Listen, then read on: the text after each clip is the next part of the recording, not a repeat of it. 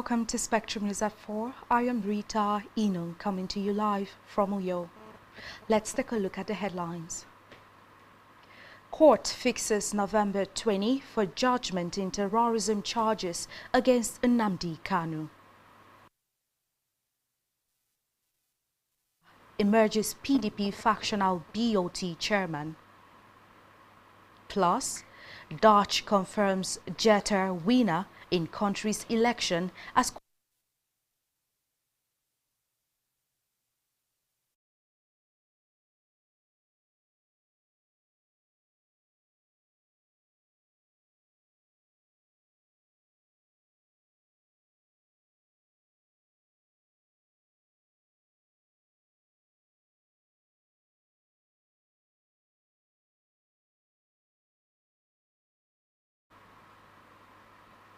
Stay tuned for details of these stories and more in a moment.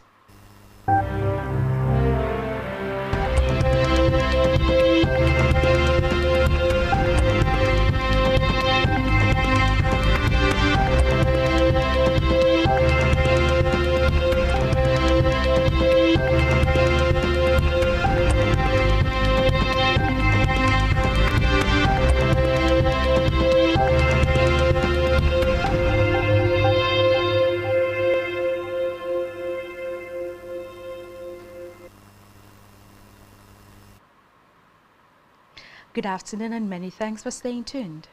We begin the news this evening from the national scene where President Bola Ahmed Tinubu is expected to meet with his United States counterpart Donald Trump over the recent claims of Christian genocide in Nigeria. Disclosing this in a statement on X, the special advisor to the president on policy communication, Daniel Bwala, said the meeting would happen in the coming days. Bwala stressed the commitment of both leaders to combating insurgency and terrorism, saying Trump has supported Nigeria by authorizing arms sales, which the president has effectively utilized in the fight against terrorism, yielding significant results. He explained that differences in perception regarding whether terrorists in Nigeria get to target only Christians or people of all faith would be discussed during the meeting, which could be held either at the State House in Abuja or White House in Washington.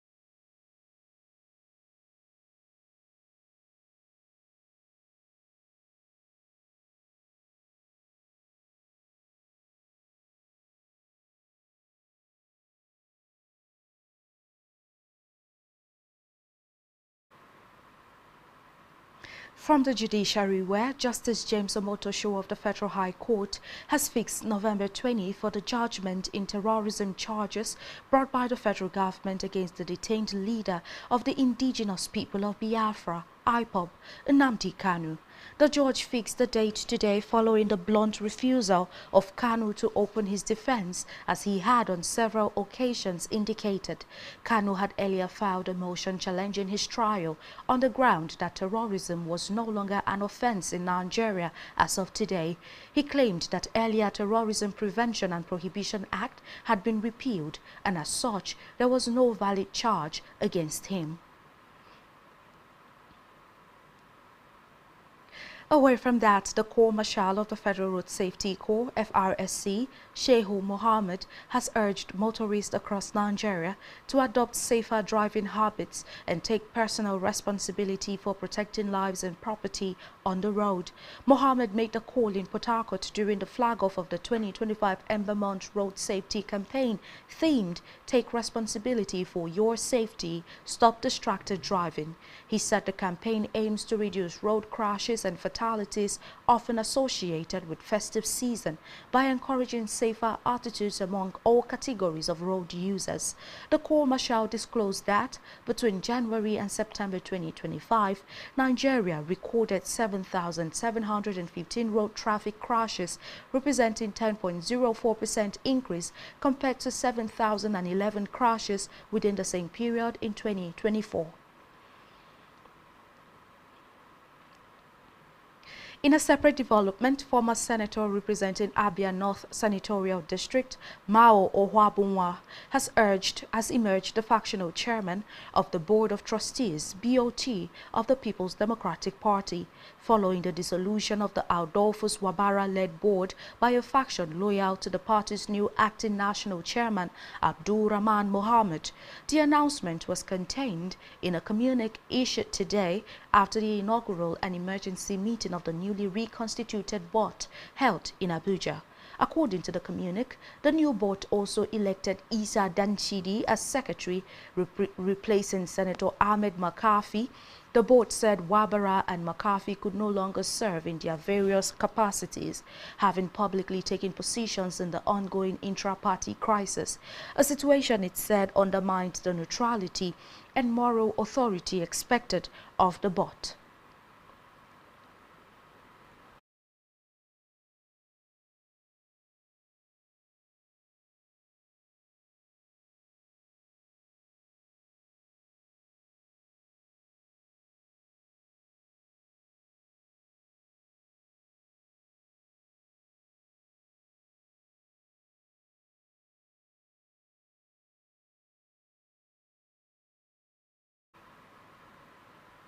Meanwhile, President Tinubu has ordered a strict prohibition on the sale or transfer of any properties owned by the Federal Airports Authority of Nigeria (FAN) located within or adjacent to airport areas. The Minister of Aviation and Aerospace Development, Festus Keyamo, revealed the policy during a briefing with the State House reporters following the Federal Executive Council meeting held in Abuja. Keyamo clarified that the order superseded any asset liquidation efforts from prior governments, underscoring that the holdings were vital and national resources were to stay in public hands. He highlighted the necessity of on-site housing for critical staff such as firefighters and air traffic controllers to enable swift crisis intervention, a key rationale for preserving these sites. And in the meantime, President Tinubu has approved the establishment of the Federal University of Science and Technology, Egbe, Lagos State, marking the end of a 7-year moratorium earlier imposed by the federal government on the creation of new tertiary institutions. The approval was formally announced by Senate President Godswill Akpabio during yesterday's plenary session, where he confirmed that the President had signed the Federal University of Science and Technology, Egbe Establishment Bill 2025 into law. According to him, the Senate had earlier transmitted the authenticated version of the bill to the President, who returned 2 certified copies bearing his signature, thereby completing the legal process for the institution's establishment. He also praised the President for his continued investment in the education sector, describing the decision as a demonstration of his commitment to expanding access to quality, specialized higher education across the country. In another development, the Vice President Kashim Shettima has announced that Nigeria has set a target to cut its greenhouse gas emissions by 32% by 2035. Shettima announced this at the Leaders Climate Summit during the COP30 conference in Belém, Brazil. Representing President Bola Tinubu, the Vice President said the new target reaffirms Nigeria's leadership in Africa's climate action efforts and reflects a firm commitment to global sustainability. The reduction plan, he explained, will be driven by two flagship initiatives, the National Carbon Market Framework and the Climate Change Fund, designed to attract billions of dollars in clean energy investments and support climate adaptation across vulnerable communities. Shettima noted that Nigeria has also launched a 5-year carbon market roadmap to establish an emission trading system and carbon tax regime, encouraging industries to innovate sustainably. On electoral matters, a coalition of accredited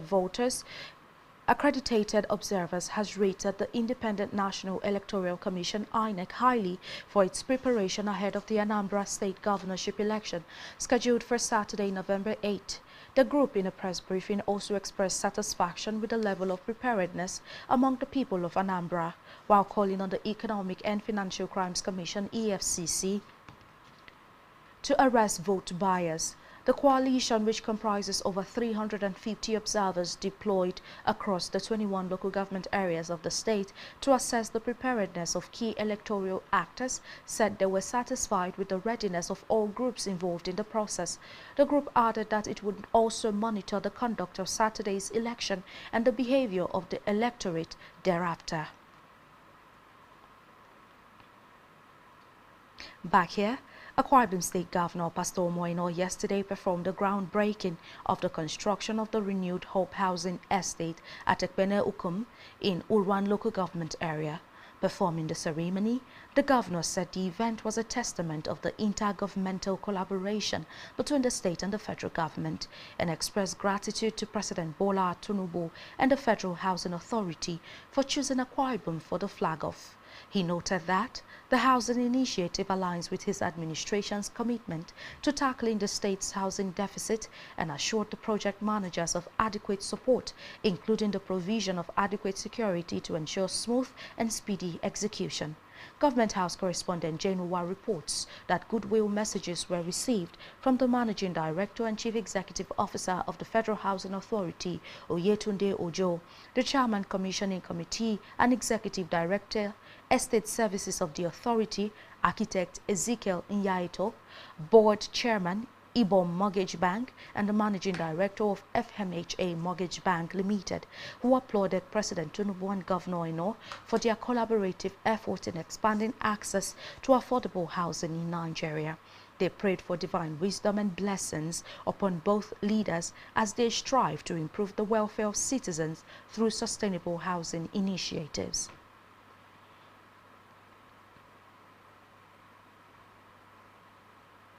And now to Africa, where Kenya's government has called on Tanzania to guarantee the safety of its nationals caught in the unrest following last week's disputed presidential election.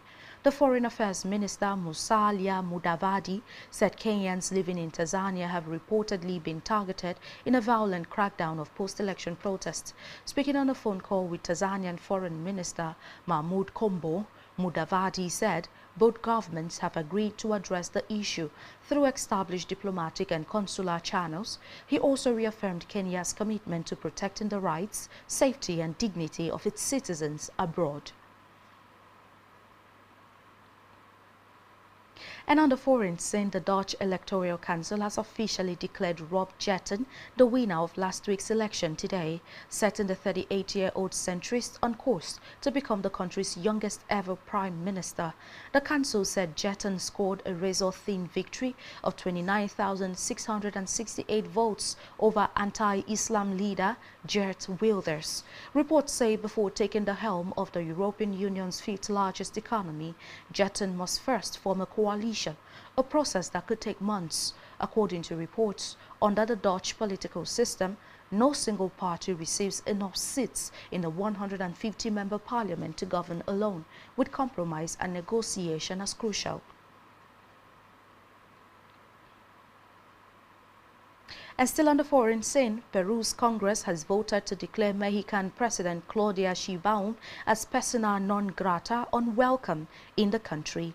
The decision comes days after Peru severed diplomatic ties with Mexico after the Mexican government granted asylum to a former Peruvian Prime Minister, Betsy Chavez, facing charges for a 2022 coup attempt. Mexico said it offered Chavez asylum in accordance with the international law and rejected Peru's accusation that it was an unfriendly act.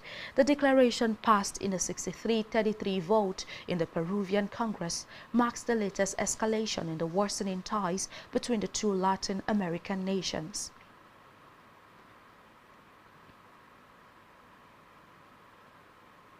And still to come in the news. Rabat to host 2025 CAF Award. Stay tuned for details of these stories and more in a moment.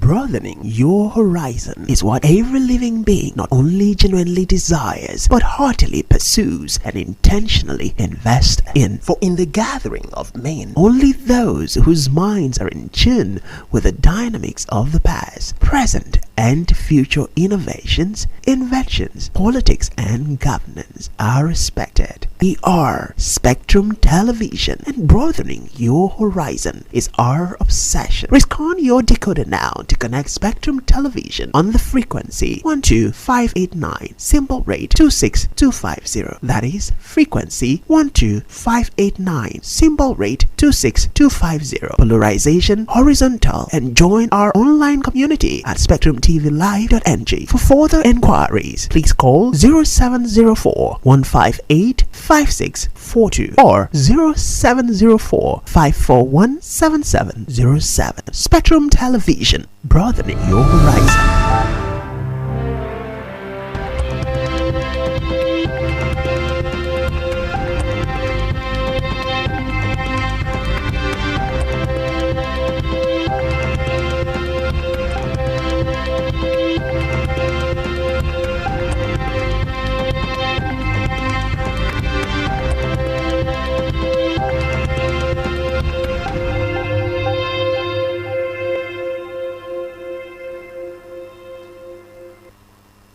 Many thanks for staying tuned. On our business news, the Chief Executive of the Nigerian Upstream Petroleum Regulatory Commission, NUPRC, Gbenga Komolafe, has expressed optimism that Nigeria's crude oil output will soon witness a significant boost following the completion of a new offshore production facility. Komolafe expressed his excitement in a statement issued by the Commission's Head of Media and Strategic Communications, Eniola Akinkwuotu, after an official visit to Dubai Dry Docks World in the United Arab Emirates, where he inspected the floating production storage and offloading vessel, which is currently undergoing final conversion works. The visit formed part of the Commission's regulatory oversight function to assess the vessel's sail-away readiness ahead of its deployment to Nigerian waters. In health, the federal government has unveiled the new agricultural reforms aimed at ending hunger, boosting food production, and reducing post-harvest losses, estimated at over $10 billion annually. In line with President Bola Tinubu's renewed hope agenda for food security and national prosperity, the Minister of Agriculture and Food Security, Senator Abubakar Kyari, and the Minister of State, Senator Aliyu Abdullahi, announced this through a signed statement yesterday.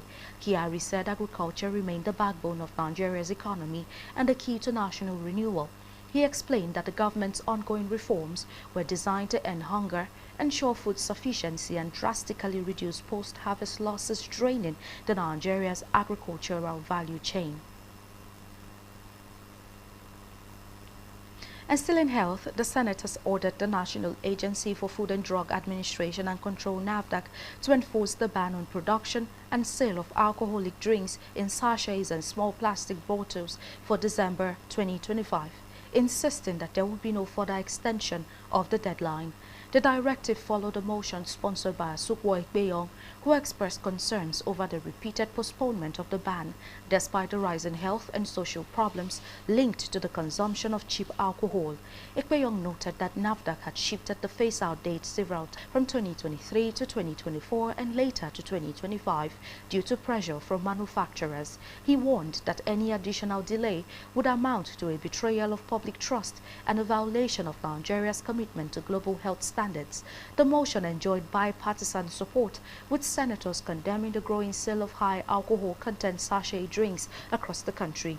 Senate President Godswill Akpabio, who presided over the session, said the issue was both a moral and national health emergency, decrying the rise in cases of underage drinking, road accidents and even domestic violence linked to the easy access and affordability of sachet packaged alcohol.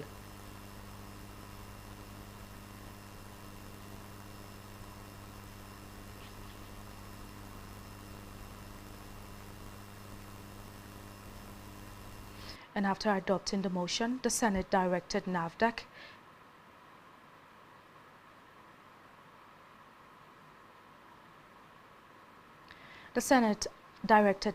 and the Federal Ministry of Health to fully enforce the prohibition nationwide and reject any future appeals for deadline extensions.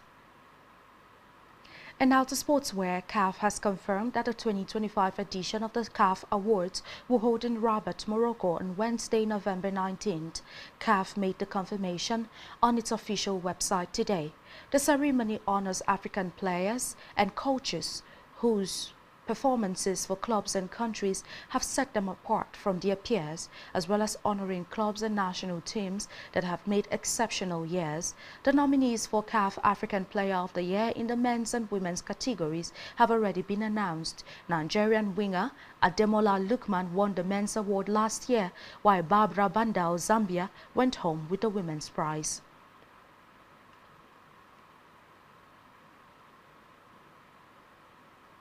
And still in sports, Super Eagles head coach Eric Schell has insisted that winning the 2026 FIFA World Cup playoffs will inspire the team to pursue a fourth title at the 2025 African Cup of Nations.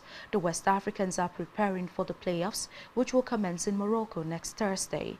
The Super Eagles will then shift their attention to the AFCON after the mini-tournament. Schell believes that success in the playoffs will propel his team towards achieving their ultimate goal in Morocco. And on the entertainment scene, actress Regina Daniels has broken down in tears over ongoing family struggles. In an emotional video on her Instagram story, she expressed frustration and despair, stating that she was struggling emotionally and mentally. Regina said her current struggle is centered on her brother Sammy's detention for days. The actress hinted to returning to her husband, stating that she did not even know what she was begging for.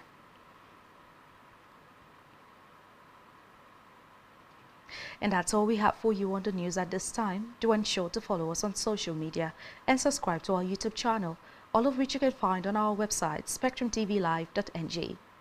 You have been watching Spectrum News at 4. I am Rita Inu. Enjoy the rest of your day.